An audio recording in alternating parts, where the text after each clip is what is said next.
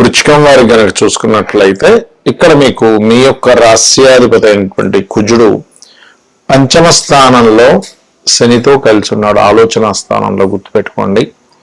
4లో బుధుడు రాహు ఉంటూ ఆ యొక్క బుధుడు 11వ తేదీ నుంచి పంచమంలోకి వెళ్తున్నాడు. మరియు అదే విధంగా మీకు ఈ ఏదైతే గురువు అష్టమంలో ఉంటూ ధనస్థానాన్ని వీక్షించడము, దశమంలో కేతు ఉండడము, శుక్రుడు 6లో ఉన్నాడు, అంటే శత్రుస్థానంలో శుక్రుడు ఉన్నాడు.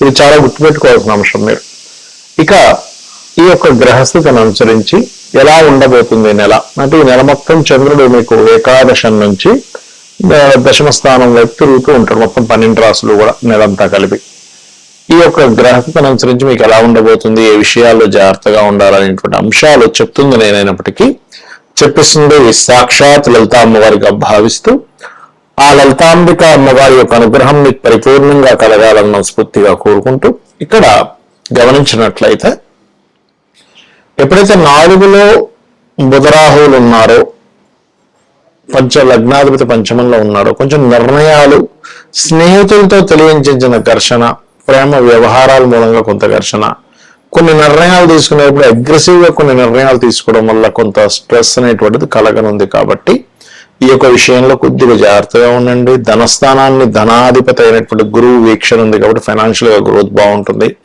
ఇందులో పర్టికులర్గా 3, 4, 5, 6 తేదీలు కాస్త జాగ్రత్తగా ఉండాలి. నిర్ణయాలు తీసుకునేటప్పుడు కొంచెం ఎమోషన్స్ ఎక్కువ అవుతుంటారు. 5, 6 తేదీలు అయినా 13, 14, 15, 16 తేదీలు కాస్త జాగ్రత్తగా ఉండాలి.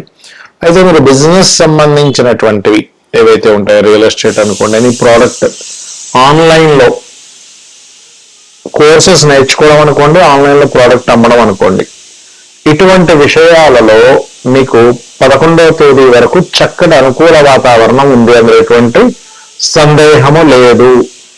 అయితే ఇక్కడ పంచమంలో ఉండే గ్రహాల వల్ల మాత్రం స్నేహితులు, షేర్ మార్కెట్, ప్రేమ వ్యవహారాలు ఈ యొక్క విషయాల్లో కాస్త జాగ్రత్తగా ఉండండి. 19వ తేదీ వరకు స్త్రీలకి కారకుడు, వివాహాలకు కారకుడు అనే శుక్రుడు 6లో ఉన్నాడు కాబట్టి స్త్రీలతో అనవసరమైన శత్రుత్వాలు ఏర్పడతాయి 19వ తేదీ లోపల. కాబట్టి స్త్రీలతో మాట్లాడేటప్పుడు, వ్యవహరించేటప్పుడు కాస్త మర్యాదగా ఉండండి. 19వ తేదీ వచ్చేసిందంటే మీకు సప్తమంలోకి వెళ్తాడు. అక్కడి నుంచి మీకు వివాహం కోసం చేసే ప్రయత్నాలు సఫలీకృతం అవుతాయి. ఉద్యోగ వ్యవహారాల్లో మానేయాలి, మారిపోవాలనే తీవ్రమైనటువంటి స్ట్రెస్ ఉంటుంది. అది తగ్గాలంటే గణపతి ఆరాధన చేస్తూ ఉండండి. ఓం కామేశ్వర ముఖాలోక కల్పిత శ్రీ గణేశ్వర, ఓం మాణిక్య ముకుటాకార జానుద్వయ విరాజితాయ నమః. ఈ 2 నామాలు చేయండి, అన్ని విధాలా మీకు బాగుంటుంది.